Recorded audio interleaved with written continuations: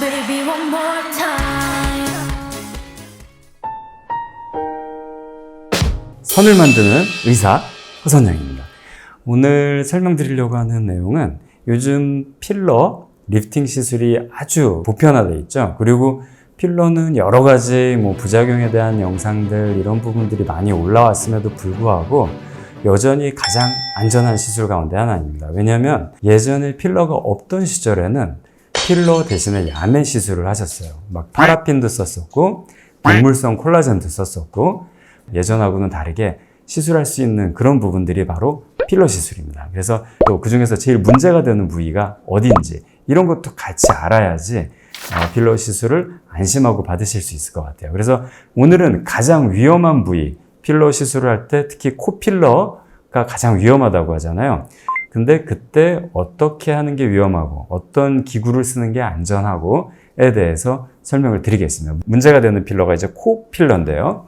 바늘 시술, 캐뉼라 시술, 이게 갑론을박이 있습니다. 근데 제가 개인적으로 경험하고 또 주변에서 어떤 병원에 어떤 원장님께서 시술을 하시다가 조금 문제가 생기셨다 이런 것들이 이제 공유가 됩니다. 어느 정도는. 그래서 캐뉼라 시술이 아무래도 코 필러는 조금 더 위험합니다. 근데 첫 번째는 이제 캐뉼라는 한번 이렇게 쭉 짜게 되면은 정말 강력한 속도로 강력한 압력으로 나옵니다. 왜 그러냐면 캐뉼라 같은 경우에 일단은 직경이 굉장히 굵고요.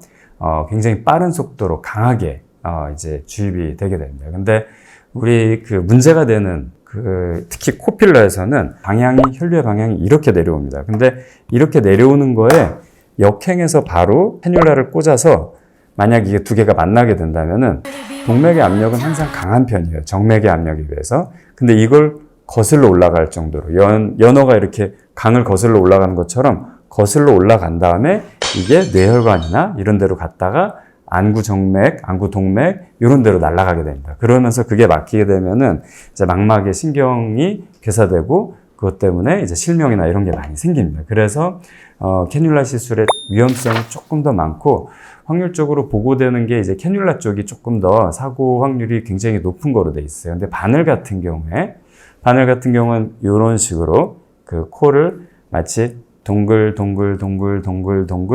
점점 올려서 이렇게 볼륨을 채우는 방식을 쓰기 때문에 일단 위험이 분산되고 그 다음에 바늘이 이쪽으로 들어가니까 이렇게 오는 거를 역류할 확률이 굉장히 줄어들게 되죠. 네.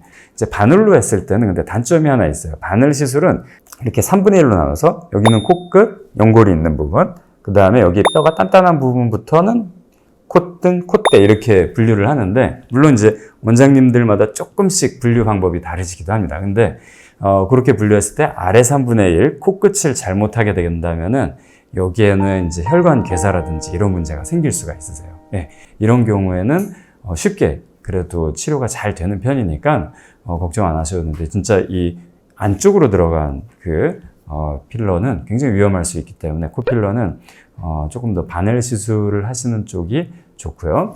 코끝을 올리기 위해서는 벨라코라든지 이런 실과 다른 테크닉을 이용하는 방법을 병행하게 되면은 코끝에는 필러를 한 방울도 넣지 않고 괴사나 이런 걸 피하기 위해서 이 부분에 벨라코 솔루션과 그리고 실을 같이 이용해서 단단한 연골 같은 실을 이용해서 올리게 됩니다. 그래서 코필러는 여전히 굉장히 많이 시술되고 인기 있는 시술이고 만족도도 굉장히 높은 시술이기 때문에 궁금하신 부분들 이런 게 굉장히 많았습니다. 그래서 그 부분 설명드리고자 오늘 이렇게 설명을 좀 드렸습니다. 언제든지 궁금하신 부분이 있으시면은 댓글로 남겨주시거나 홈페이지에서 질문해 주시면은 저희가 답변을 드리도록 하겠습니다. 리프팅과 필러하는 남자, 선을 만드는 의사 허선영이었습니다. 감사합니다. 이다벨라. 네.